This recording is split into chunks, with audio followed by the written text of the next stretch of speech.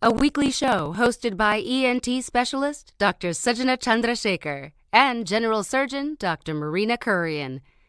They'll be joined by guest experts to discuss an array of newsworthy medical and health issues. You're invited to ask the doctors anything.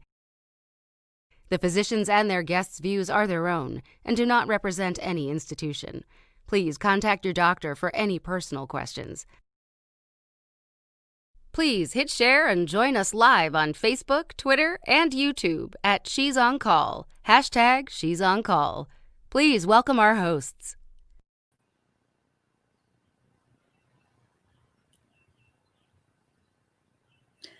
Hi, everybody. I'm Dr. Sujana Chandrasekhar. I'm an ear, nose, and throat surgeon, and I practice in Midtown Manhattan and in Wayne, New Jersey with ENT and Allergy Associates. My subspecialty is in ear surgery and surgery of the skull base. And I'm really happy to be on this show, and I'd like you to meet my co-host.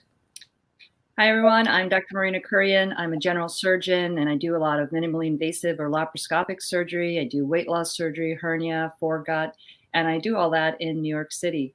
And it's really a pleasure to be able to join a very close friend of mine, Dr. Chandrasekhar. We've known each other since we were kids, to start this show. We want to thank you all for tuning in. You can watch us live on Facebook, on Twitter, on YouTube. And please like and share and invite your friends. We really are looking forward to a great show. We're going to talk amongst ourselves a little bit. We're going to talk about some of the most pressing medical news of the week. And then we'll have two amazing guests on as well. So Marina, want to talk about why we decided to start this show? Yeah, so, one thing we learned during this pandemic is that people are getting information, whether it's good information, bad information. And actually, Sujana had this great idea, like, let's do a show talking about medical topics and give people good information and some place that they can trust. And I think that based on what we hear from our patients and how successful our practices are, that people do understand what it is that we're sharing with them, that they feel comfortable, and that we are trusted by many. And certainly, this is an excellent opportunity and way to share our knowledge and actually learn from our incredible guests that we have on every week as well, so that we can share this information with the public. And I think that it's going to be topical. We also decided to call it She's On Call for a variety of reasons. And first and foremost, it's just that, I'm guilty of this too. I don't know if you are, Sujana. So I'll be like, my patients are like, I'm going to go see my primary care doctor. And I'm like, oh, what's his name? And then I think to myself, or is it a woman? And so I think She's On Call is just to let people know that women physicians abound, and we're here to answer your questions. We are 50%, over 50% of medical students are women now. And that's a sea change. I mean, you and I aren't that old, and we were very much the minority in our medical school classes. I have to tell you, my mother in her medical school class in India was part of that 50-50. So there are different parts of the world where gender equality is more or less, depending on where you are. But, 50% of our medical students are women, but very few of our leaders are women. So very few department chairs or deans, very few sort of talking heads on television are women physicians. And I think we lose out when we don't hear from everyone in the field. And we lose out when we don't hear from people whose experiences may be different and who bring something different to the table. So we are on call. We're physicians. So She's on call 24 hours a day for patients and families. But we're also on call for our communities. So, you and I know that we get lots of questions from people we know and people we don't know about things that we may or may not have expertise in, but relate to medicine. So, Friday night I got asked about urinary tract infection in an older person, a friend of mine's mother. And then yesterday night, I got an email from a friend because her mother, who lives somewhere else, has some bleeding in the front of her neck. And, I think one of the joys of being a physician is not only taking care of the patient in front of us, but being able to provide rational and kind and correct advice to people who are not particularly our patients. And I think you shared a great story with me. Yeah, we were talking about this earlier that, we get asked, and we call it the curbside consult for everyone else. And I do to other doctors. I was actually in our morbidity and mortality conference, just sitting there, and I felt something on my arm, and I was like feeling, and I'm like, oh my God, I got these lumps under my arm. And I happened to be sitting next to my colleague who's a melanoma expert. And I'm like, hey, can you just look at this? You think this is bad? And he's like, no, it's just a calcium deposit. I was like, okay. Because, sometimes even though you're a doctor, you're like, what is that? So I asked that. And then another thing was we get curbsided everywhere. I got to go backstage at one of these rock shows back in the 80s. And it was, it was cool to be backstage, and we met the band players, and they were like, oh, what do you do? And I was a surgical resident at the time. And I told the bass player, I'm like, hey, I'm a surgical resident. He's like, oh, you're a doctor. Can you look at this thing on my back? I'm like, where? Like right here? He's like, yeah. So he lifts his shirt up so I can see, what he had. And I was like, okay, it was just like a little fatty tumor. I'm like, no hurry here. You don't have to do anything about this right now. You're okay. But that was a good consult in the middle of a bar. So funny. That is one of the most cool doctor stories ever, right? Like, not only were you at a concert, which can we remember going to concerts, but you got to go backstage and you got to see a musician's back. That wasn't really exciting. I was like, really? Okay. I'll do it. Like, okay. And after the show, kind of sweaty, I bet. So, we have people. I don't remember that much detail, thank God. But it was just a funny thing. Like, we get a curbside anywhere. Totally. So we have people watching us from all over. Thank you guys so much for tuning in. Ermine from Finland, you're very kind. She says, I was always on call for the community. I love it. I have to tell you, and I know, Marina, you feel the same way. I don't think in medical school we realized what a calling this was. And we wanted to be doctors, and we wanted to help people, and we wanted to use our brains and our hands in a certain way. But I don't think we realized the positive effect we could have on those around us. And I think it's really a humbling and joyous thing. That phrase, be the change you want to see, right? And so I think also having, you had your mom as a role model and your father, both doctors. My mom is a nurse in healthcare, but, when you think about being a surgeon, both of us, we had no idea we're surgeons. That's not like the first choice, right? I remember when I told my dad, I'm like, hey, I'm going to be a doctor. And then when we went through med school and I was like, I'm going to be a surgeon, they're like, why don't you do something easy? And of course, is there any pediatricians listening out there? I'm sorry. I was like, they were like, why don't you do pediatrics? And I was like, because that's not easy. That's hard. My dad, the ENT surgeon's response was, ENT?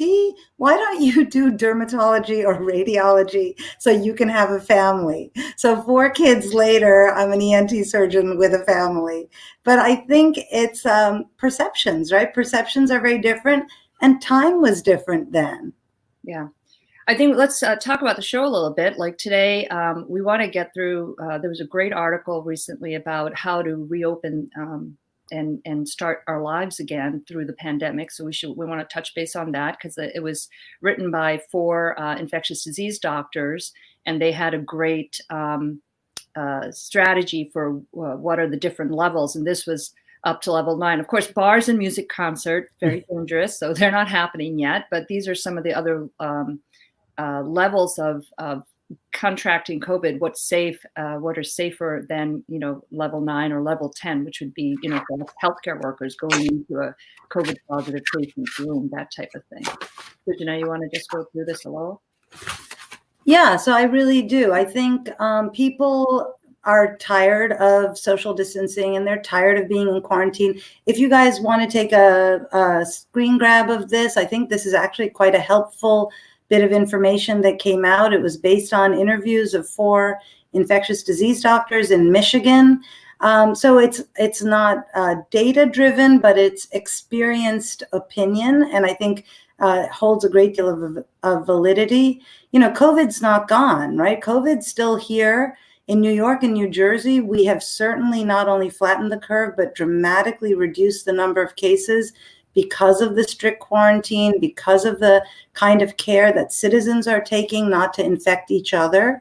But there are 25 states in the United States where the numbers are rising, and 4 states in which the numbers didn't even fall, not even for a second. And they're increasing exponentially. And we're looking at, unfortunately, 7.5 million cases worldwide, 2.1 million cases that we know of in the United States, 115,000 deaths in the United States. And we are, the leaderboard around the world. We are followed closely by Brazil, by Russia, by India, and by the United Kingdom. But certainly this remains a worldwide issue. So how do we re-enter life? How do we go back to work? How do we go to see our doctor? How do we go out to restaurants? How do we live? So these infectious disease doctors who were interviewed really had some great advice. They said, consider these 5 elements. Consider whether your activity is inside or outside, with outside being safer. Consider whether you're going to be close to others or distant from them. 6 feet is the correct distance, or any number of feet other than 0. How much exposure time are you going to have? We saw a lot of healthcare workers get sick because of the constant exposure to sick patients. What is the likelihood that the people around you are complying? So what's the likelihood they're going to be wearing masks and staying away if they're sick and keeping their distance? And then what is your personal risk? Are you pretty much a healthy person? Do you have some underlying medical disease? And then they talk about different activities. So, number 1, the lowest risk is getting takeout from a restaurant and playing tennis. So you can play singles, you can play doubles. Many of my friends ask me, can I go back to playing tennis? Can I handle the ball? And I'm like, sure, handle the ball. Don't lick the ball, but certainly you can play. And at the end of your game, you can either wash up for 20 seconds with soap and hot water, or you can use Purell and you can go about your day. Yeah, I think those are great points. And when you're like, lick the ball, I'm thinking, just act like the tennis ball was just in the dog's mouth. You're pretty much not going to want to put up too much. It's so exciting to have 2 wonderful guests this week on our inaugural show. So Dr. Dara Kass is an ER doctor, and she's also the founder of Feminine, which is a wonderful organization. We can ask Dara about it, but they're doing a lot of education and it's also a resource for women physicians, and in particular emergency room physicians. And it really served, I think, as a turning point for a lot of what we're experiencing in medicine. And our second guest today is Dr. Hafiah Eltahir, and she is a 3rd-year resident in ear, nose, and throat surgery at Rutgers, New Jersey Medical School.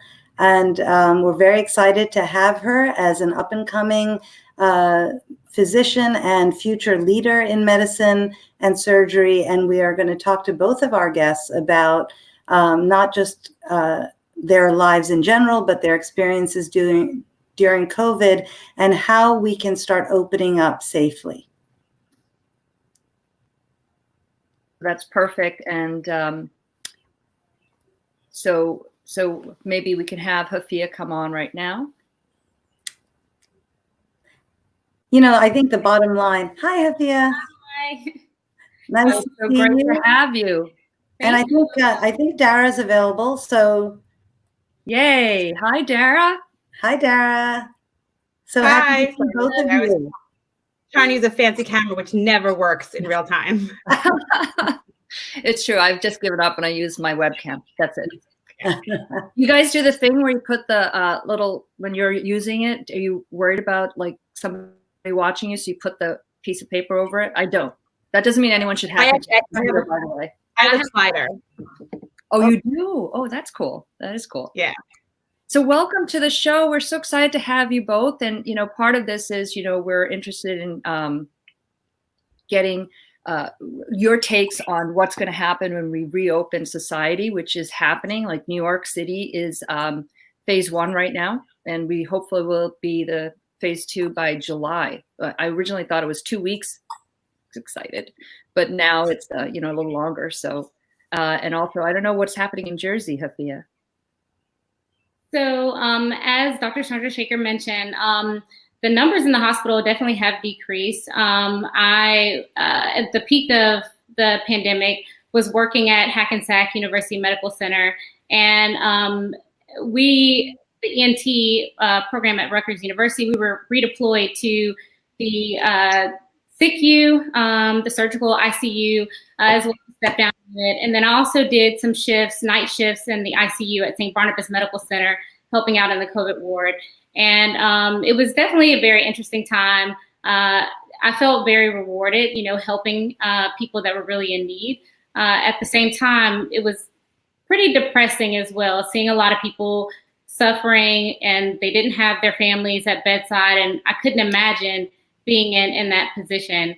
So I do believe that, with us going through the phase 1 and phase 2 of reopening, we definitely need to continue to take the necessary precautions to protect ourselves. I know everyone's very eager to get out. I am myself. I'm a very social person, very extroverted, and I enjoy just the company of others. So I know that it'll be very difficult for most of us to kind of get back into the swing of being, in the public and back into our normal social settings, and also having to continue to wear masks and take the extra precautions that we didn't have to in the past pre-COVID. But I definitely think that it's very necessary. We don't want to see the spike in the numbers of people being critically ill and also dying because we aren't doing our part. So I'm a huge advocate for getting back out there, but I definitely think that we have to be very careful and continue to protect ourselves. Wash our hands, as you all mentioned, wear our masks, and keep our distance. Dara, what are you seeing now in the emergency room? So we've actually seen probably for almost 6 weeks decrease in the number of cases in the ERs, which is really related to the work that the New Yorkers have been doing on social distancing and mask wearing, even amongst a re-expansion and open up of the economy, which has been remarkable, I think. Obviously, I don't know if everyone here knows this, but I actually had the coronavirus myself. And that was a really eye-opening experience for me to really feel a sense of solidarity with my patients and be able to understand the symptoms they were coming to, even if they weren't necessarily needing to be admitted to the hospital. So I now get to, convey that I understand what it's like. And we see really the fewer number of patients in the ER, we're able to take really good care of them because now we know this disease much better than we did in the very beginning. In the beginning in New York, it was a tidal wave. We got so many patients so fast. We had to redeploy everybody wherever we could. Everything became an ICU. And now we're much more back to a normal status quo in New York. And I'm optimistic that the work we've done and the lessons we've learned will help us reopen safely and consistently so we can ebb and flow in a way that's really mostly productive and forward moving, as opposed to what we're seeing in some states that really opened up before they had either their disease process under control or their healthcare system under control. And now they're really kind of still caught a little bit off guard with an increasing, almost exponential number of cases in certain places. So, Dara, thank you so much. I think my hat's off to both of you, because I think that the tidal wave, as you said, is the right metaphor for this. This was crazy. We were drowning as physicians, as nurses, as healthcare workers, as first responders. But now, we're seeing it less in New York and New Jersey, and it's 100% due to our population, our citizens, caring for each other by wearing masks, by socially distancing, by being respectful of the pre-infectious nature of contagion. But I'm wondering, Dara, if you don't mind sharing with our listeners what signs and symptoms should they look for? You know, both ER and ENT tend to be very first line for many of the signs and symptoms that people are looking for. So when should they be concerned and what should they do? So actually, the advice I give now is the advice I give now is very different than the advice I gave in the very beginning.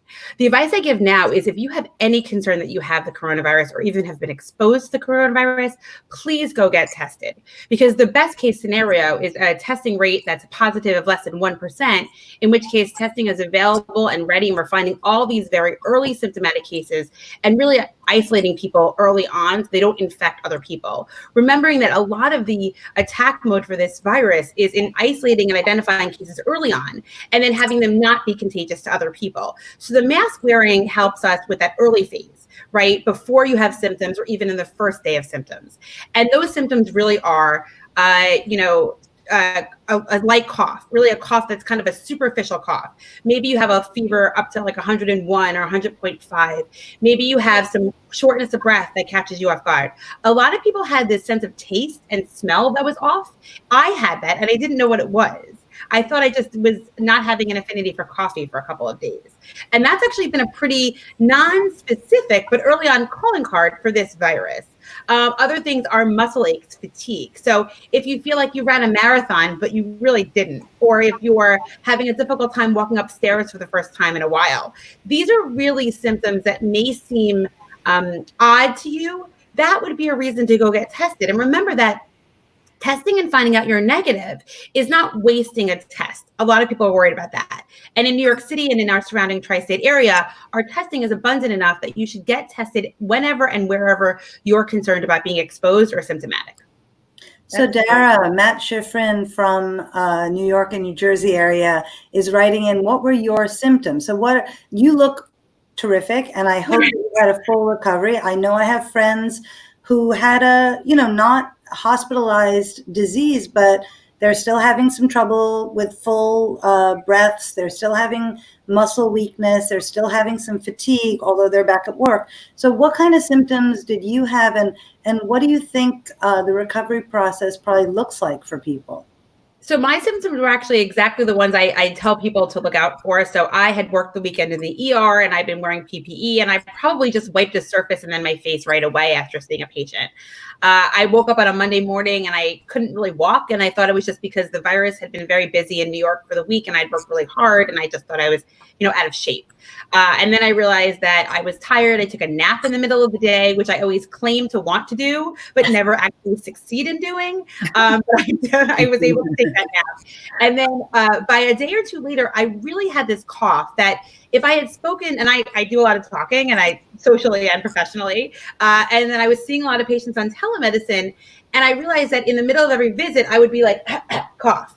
And I would see myself on camera, and the patients would be like, "Doctor, are you okay?" And after a couple of those visits, I said, "Oh, maybe I need to be checked out." And I went and did a telemedicine visit myself.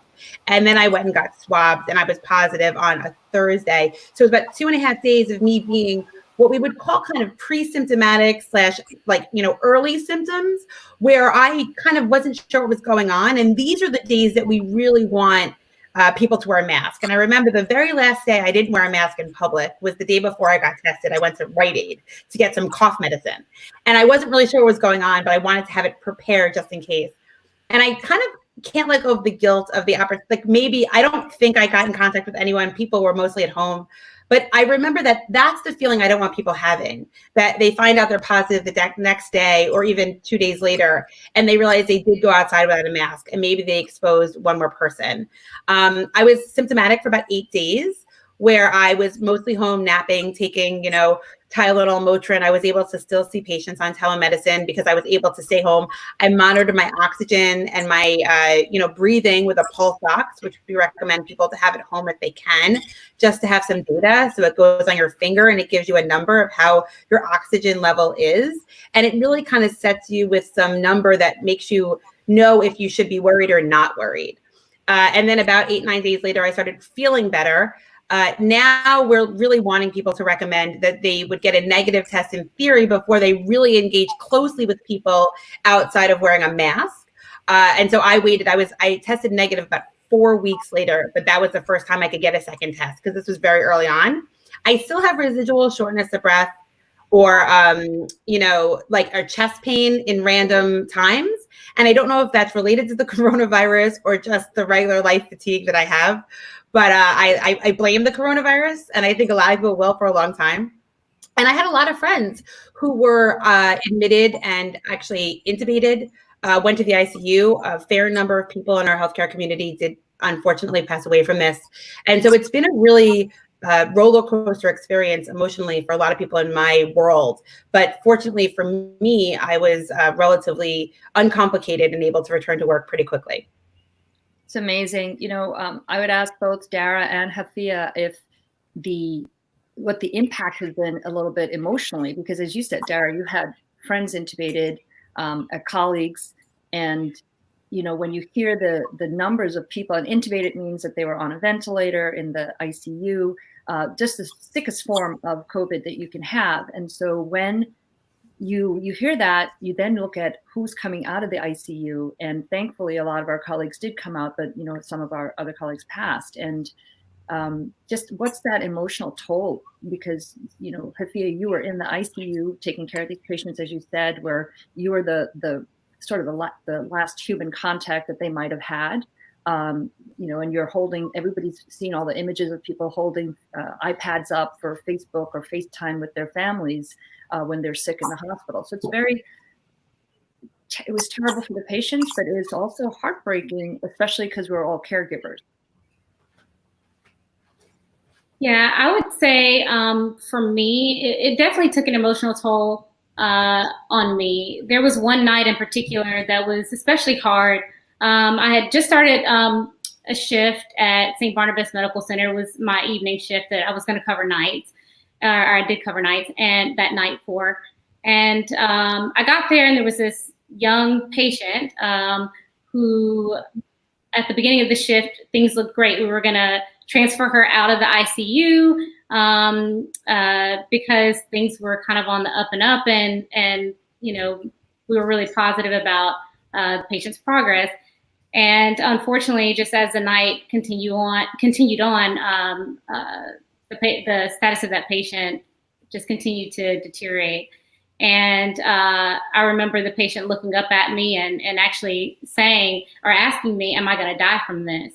And that was really, really hard. I couldn't imagine it being one of my loved ones in the hospital, not able to have me there at the bedside to comfort them, let them know that I'm there. Hope, and I think that having your family or patients having family around really gives them hope.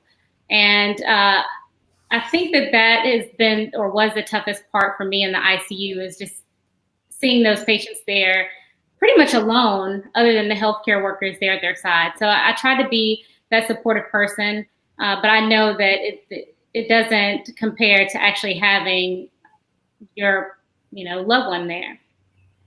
Hafiah, I'm tearing up listening to you, because I remember being a trainee, and I remember how hard it was to learn and work my area of subspecialty, my ear, nose, and throat surgery, how difficult it was to dedicate myself entirely to that.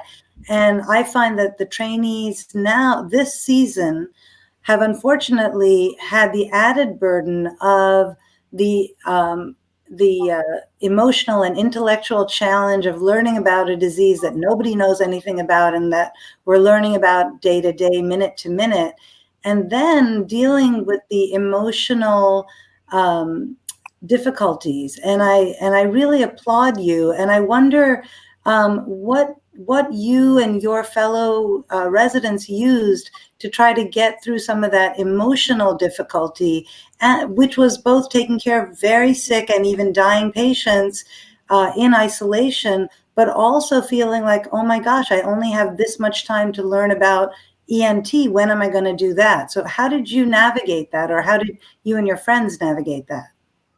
So a couple of things. As far as trying to, I guess, stay in tune with ENT, I utilize my evenings in the surgical ICU and in the COVID ward when things were pretty quiet to read Pasha, read about ENT. And I honestly felt like it kind of kept me grounded because it was such a stressful and honestly emotionally traumatic experience that I felt like I needed something to kind of hold on to in a sense during those nights and kind of remind myself of why I chose to be, there in the first place. And so that was something that kind of gave me comfort. But I would definitely say more than anything, having the support of my family, my friends, I always had people checking on me, asking me how was I doing, whether it was my family back home in Sudan, or my family in Alabama. I had several attendings reach out and ask, like, are you okay? Do you need any sort of emotional support? And venting to me was, something that was very therapeutic. Again, having people that I could call, having friends that I could text in the middle of the night saying, oh my gosh, this is really rough. Or, this was really rewarding. One patient is doing very well and they're, being sent out of the ICU. It is. Did you guys see that? I think I was on Twitter. There was some resident team that every time they extubated a patient, they would do an extubation dance, and they posted these dances, and I just loved it because it's like they were celebrating, this. It's a success, and I think the thing about COVID that we've all learned, or what we call it, COVID or Corona or whatever, right, is that we just don't know. And we're learning. And as I said before, there's so much science and research that's coming out of this. And it's such an incredible step forward for research. And just, I'm just so, I would love to be involved in that research, but I'm not, because this is not what I do, right? But I just think it's just such a trove of information that it's going to be, the things we learn and the things that we learn incidentally are going to be so amazing, right? That this like, this didn't work for Corona, but now I think it's going to work for influenza, right? So it's good.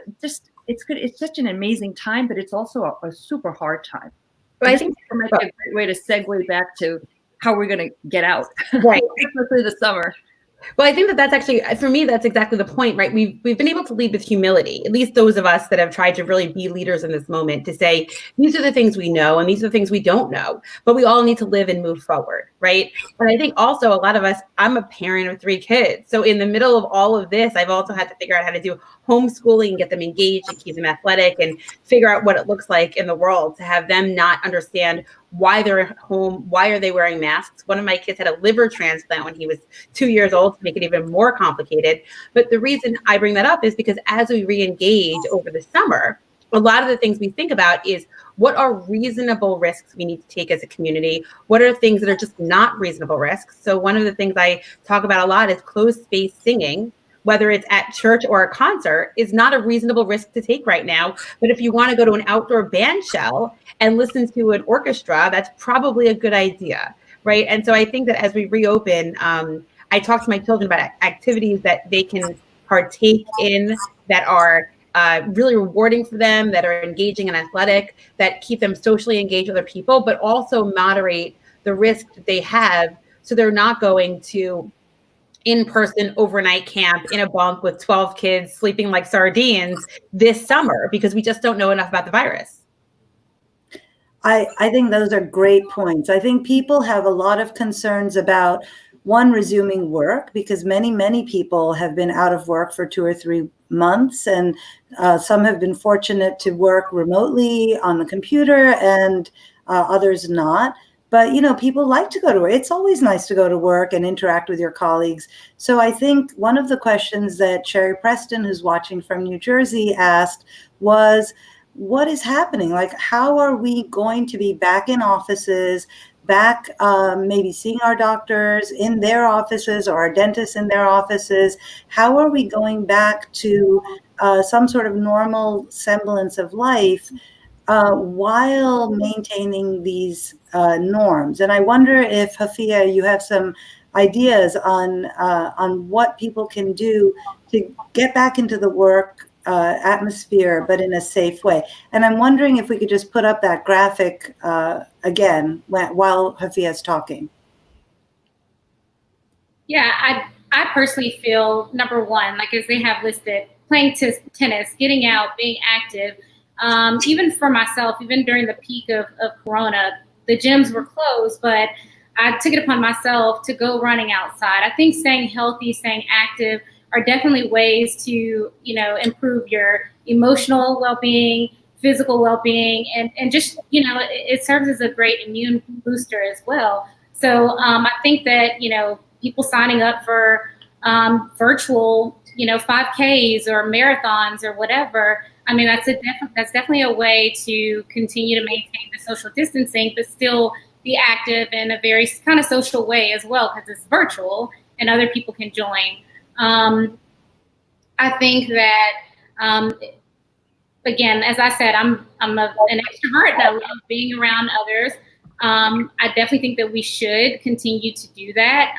And, if you can go out to dinner and say some of the restaurants open up their outdoor patios and you can, small groups can get together and go have dinner, I think that's a very appropriate way to kind of, get back into kind of, I guess, normalizing our social lives again. Again, it's not going to be 100% for a while, but I definitely think that there are things that we can do, as stated, that'll help us kind of get there and enjoy, Dara, I want to ask you, I know what I'm doing in my office, right? So when I'm back in the office, we're trying to limit it to like 1 or 2 people every 15 minutes and then trying to move the patients out. The patients are going to make their appointments by phone, because they're not going to stand in front of the desk, et cetera.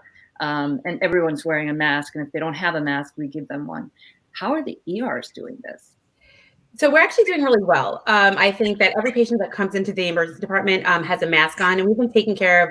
Right now, I would say I worked yesterday in the ER and the day before, and the patients I took care of were not there for coronavirus symptoms, and I don't feel that they got any higher risks for coming in for being seen in our ER being exposed. We're able to really kind of put the patients that are coming with respiratory symptoms or even high-level illness away from patients that are coming in for lower risk things, and that's because of not just the volume of patients, but the time we've had to really plan ahead.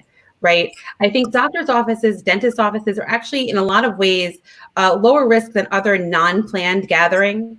Right. One of the things that's really important about this moment is to remember that all of our moves need to be deliberate. So it means that we need to know when we're going somebody, where we're going there, how long we're staying there for, what's our interaction. And then we need to get home or certainly moving on our way as soon as possible. In the middle of all this, one of my children sprained his ankle. It was really like a fracture of his growth plate. So he had to go to the orthopedist in the middle of the coronavirus. And he had really otherwise been at home. This was a scooter accident because, of course, he decided to scoot in the park. And, the office was really remarkable. The same thing for them.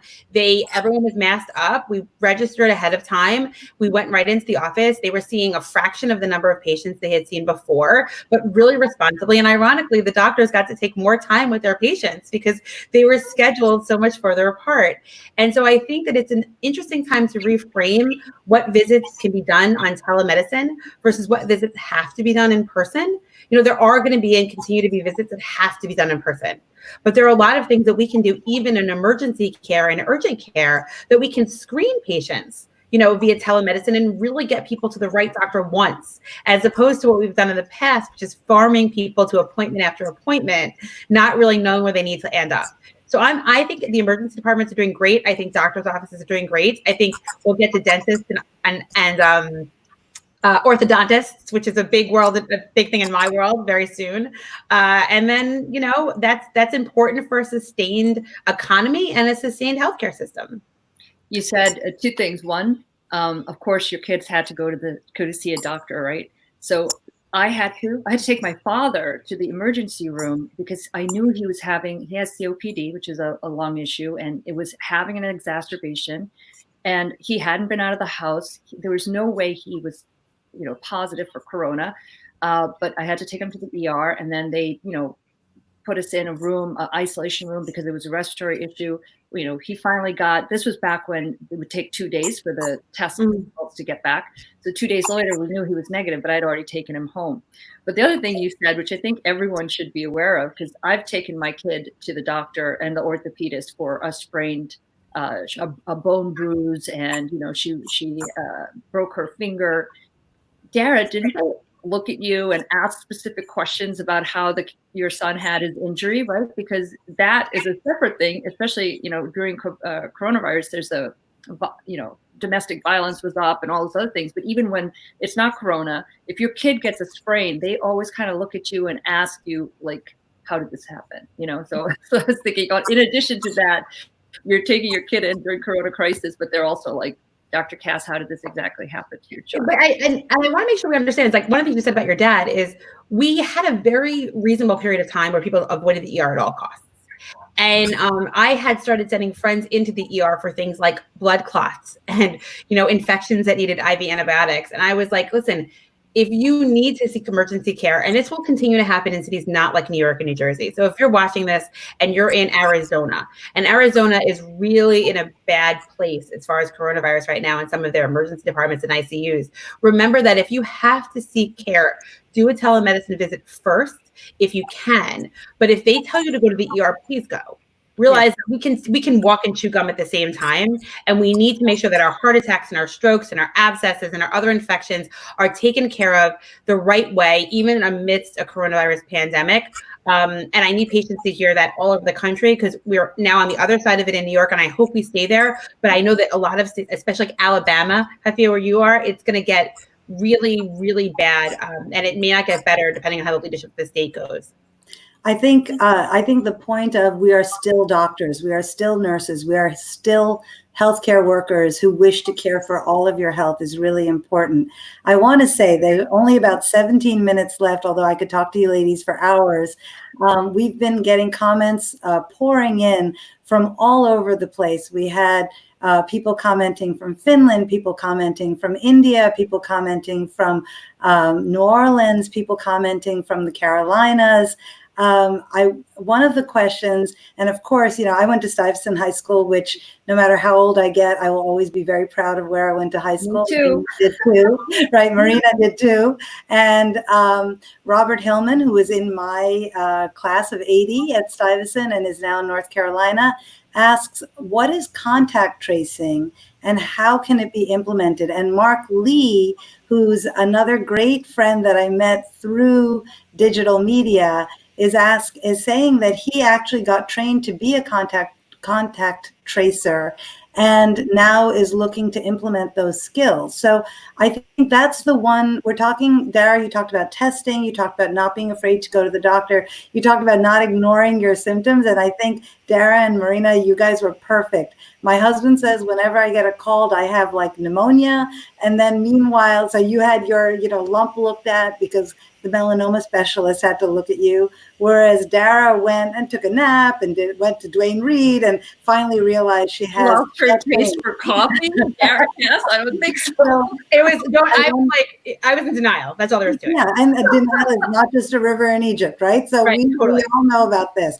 But I'm wondering, Hafiah, if you can talk to our listeners and our viewers about contact tracing and why that's important and what that means. Like, do people really have to go door to door to sick people, or is there something else that they need to understand about that process? I don't necessarily think that people have to go door to door to sick patients, but I do think that, if people can kind of remember, say for example, if they are seeking medical care because they're symptomatic, and they can say, well, these were the last individuals that I was around, that could provide some information that could help as far as maybe reaching out to certain individuals and saying, hey, be on the lookout, that sort of thing, I think could be, of help. And I think the countries where we've seen amazing results, like New Zealand had very intense contact tracing. Germany had very intense contact tracing. Now, they all happen to be led by women, but I saw that. An issue for a different show. Roberta, I'm so happy to hear that your granddaughter's at Stuyvesant. Stuyvesant is the greatest, I have to say. Sorry. There are a lot of great schools. I went to Midwood. I'm just putting it out there. I'm not going to sit and have this happen and deteriorate this conversation so much. Okay. Where'd you go, Dara? I went to Midwood in Brooklyn. Oh, Yeah, excellent. so All listen, right. there All are right. great high schools all over the country. Yeah, we're good. You know, I totally forgot. I mean, Sujana and I have been childhood friends. So I totally forgot when I got to Stuyt. I mean, I knew you went there, but like I just didn't recall. And now I was like, oh yes, we went to Stuyt. Yes.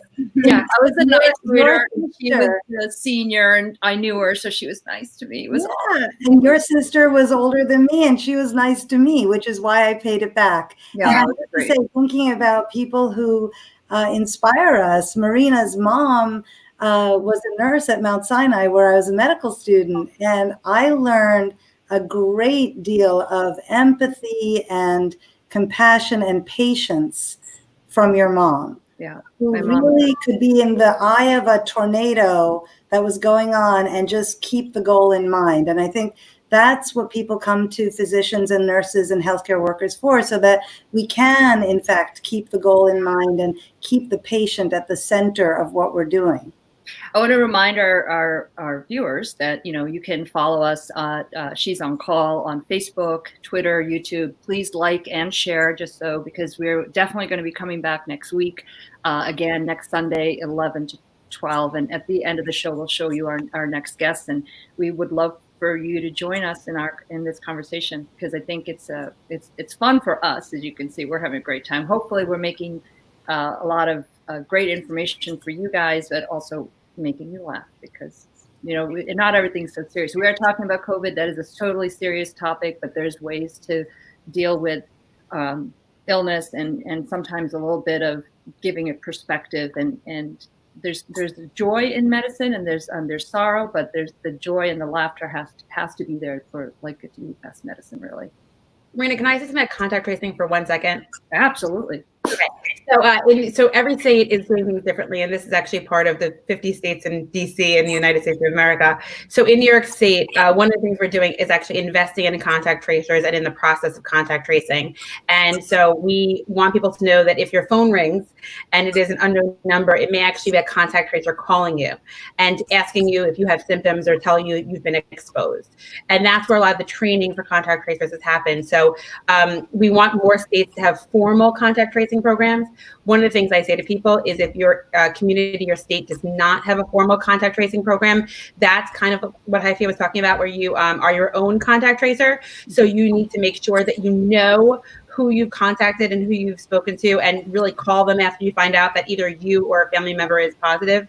But there are developing, thank God, in regionalities, formal contact tracing programs that will call you, not necessarily knock on your door. Just let you know that you may have been exposed and that you may need to get tested. And we look forward to seeing those programs everywhere, because the 3 tenets of expanding safely are going to be testing, tracing, and isolating. So making sure that people that know that they have been exposed or that they're positive isolate themselves until there's been a reasonable period of time waiting for symptoms to start, or that they are negative with either multiple tests or just for a period of time. No, thank you. That's such important information. And I think, you know, do you guys not wonder that if we're all wearing masks and we go out and we are, if we're feeling sick, we stay home and do all these things, that don't you feel like we're going to actually change perhaps our flu season and our cold season? Yeah. Right?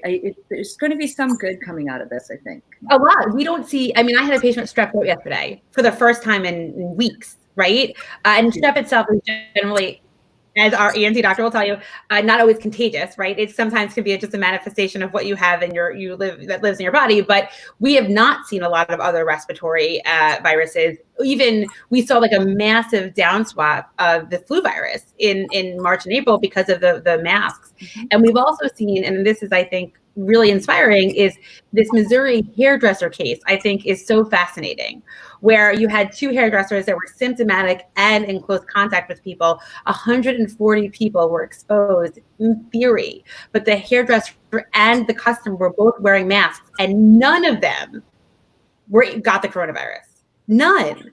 Which I think is so exciting as far as an opportunity to do something without waiting for a vaccine or more medication, because prevention in this case is so key on the idea of getting back to normal, engaging with our communities, and getting back to an economy that's going to move forward. And that's a critical point, right? Livelihoods of so many different, you know, in New York, what do they say about restaurants? It's location, location, location. But really now, when so many of them have shuttered their doors. It's going to be a completely different landscape. And I think it's so critical that we do restart the world has to restart. You know, I think it's not that hard to wear a mask, and it's not that hard to care about other people in your community. And frankly, if all we need to do to get back to work and get back to life is to wear a mask and keep our distance and wash our hands, I think we're going to be okay. A lot of people are writing in, and it's so amazing to see. Laureen Looney says, awesome idea. Congratulations on our new show. Thank you. Bose George, who's writing from Eastern Long Island, says, great show. Thank you. Allison O'Connor is congratulating us on the information that all of us ladies are providing. People writing from Chicago, people writing from California, from all over the place, which is really great. I wonder, because, one of our premises for She's on Call is that even though women are present in medical school and women physicians are no longer an aberration, I think, the sort of the go-to is the male doctor. And I'm wondering if you guys might share a little bit of your journey to medicine with us. And maybe I'll ask you, Hafiah, just, how did this come about? Who are you? How'd you get here? What are your dreams? Let's know about you. Yes. So my story is like, I guess, a little cliche. When I grew up always wanting to be a doctor, kind of thing. And so once I got into medical school, which I went to the Alabama College of Osteopathic Medicine and graduated there, I never really even imagined myself being a surgeon, to be honest. But I actually met an ENT after my first year of medical school and worked with him. And I fell in love. And I was like, oh my gosh, this is 100% for me. And it's interesting because most of the inspirations that I had to even become a physician and then, even a surgeon were males. They were male doctors that I kind of looked to. But I saw that I was fully capable of doing the same and providing aid and help to those who really need it. I'm a giver at heart. And so I just knew that it was the right profession for me. But as I've gone through my journey, finishing medical school and then matching into residency, I've had the opportunity to meet several wonderful surgeons, such as you, Dr. Chandrasekhar, that have really inspired me to work hard, achieve my goal, and really kind of change the narrative. A lot of people just automatically assume, and we're all guilty of it, even myself, where if you're speaking to a patient and the patient says, oh, well, my doctor is so-and-so, you say, oh, well, what did he say? We automatically, assume that it's a male, and so we're all guilty of it. But I hope that we can all work together to change that. I'm commonly called a nurse, which nurses are amazing. I love them. I've learned so much and will continue to learn throughout my journey of training. And even when I am practicing on my own. But at the same time, I do think that, society has kind of made it to where in our minds, we think that, men should be the physicians, women should be the nurses. And I'm so happy to have leaders such as you all to look to, and hopefully others that are viewing this as well will feel empowered and inspired that us women, we make a huge difference in healthcare. And we're very important. So I'm excited to have this opportunity, and I hope that I have inspired someone out there. That's wonderful. Dara, your journey? Oh, I'm old now, so it takes a little longer. Not as old as me. Not too close. So actually, so my mom's a nurse too, actually. So both of you guys mentioned how your parents were inspiring and in the healthcare field. My mom was a nurse, and she actually worked in the ER at a trauma center when I was a kid. And I thought that was the coolest thing in the entire world. If in July 4th, your hand got blown off by a firecracker, I wanted to be the one to figure out how to put it back together, but not too long. I wanted to then move on to the next patient. So I, speed tracked it. It became, went to college, med school, the whole 9 yards, and went right into emergency medicine, showed up in the ER my first day at Kings County and said, as a medical student, not as a resident, and said, I'm here to be a doctor, train me. And I spent a lot of time in that ER learning incredible things from an incredible faculty. I've spent a lot of time working on gender equity in medicine and really kind of reframing the narrative around what does a doctor look like? And more importantly, how do we live as physicians with other lives? I think one of the historical mandates of physicians and really a lot of other professionals was to lean forward and go, move on without really a distraction of anything else in your life. And I think once women really hit critical mass in medicine, we started really kind of incorporating our other societal gender, based, responsibilities, and really had to reframe what does it look like to take parental leave, or what does it look like to have, to be pregnant at work, and have a hierarchy that really did not promote women, did not pay them fairly, did not really amplify their voices. And the best way for me to do that was to bring together really a community of women and have them start speaking to each other so that they could then amplify each other and really be a force to be reckoned with. And so I spent probably the last 7 or 8 years doing research on gender equity, really creating a speakers bureau for women in medicine and getting the voices of women out there, not just, women, but really then intersectional and diverse across the board, making sure that we then, our traditional physician is not just male, but he's also white, and he's, cisgender, and he is heterosexual, and he's all these things that we expect norms to look like. And so a lot of equity comes in making opportunities for people at the intersections. And that's a lot of what I've done. And I think that we've seen a reframe, and the coronavirus, to bring this all together, has really taught a lot of us about what it's like to live as a whole person. And I think schooling and homeschooling has done a great opportunity for that as well, because a lot of us have started to realize that the tasks that it took to be a parent and, a Zoom school teacher while also working from home made us realize that there were things we were missing out on, but also things that we needed to kind of make space for in the future. And so we'll see a lot more flexible working, I think, job sharing and opportunities for workplace space that will create better equitable principles, aside from a reframed healthcare work environment, reframed economy, and other kind of principles that I think will hopefully bring us closer to diversity and inclusion and long-term solutions writ large. Well, Dara, thank you guys so much. Both you and Hafiah have been fantastic guests on our first show, and we really appreciate it. Those of you who are watching, you can share this link. That'd be great. I'm sure you all know people that would benefit from the conversation. And I love that, Dara, you ended this on like a real powerhouse note. But I do think that equity in medicine and in healthcare is important, but it's also important in the corporate world and the lay world. So I think it's really opportune time to discuss all of that. So we've been getting a lot of comments and a lot of questions about weddings, about other events that we need to plan in our lives.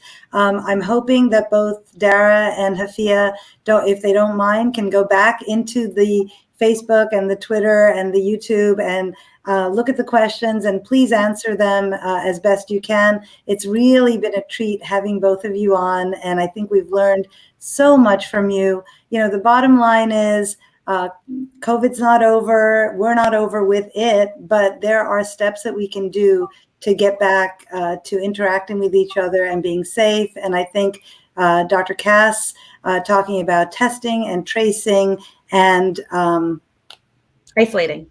Yeah. I feel like if you say it all the time, you never forget. Yes.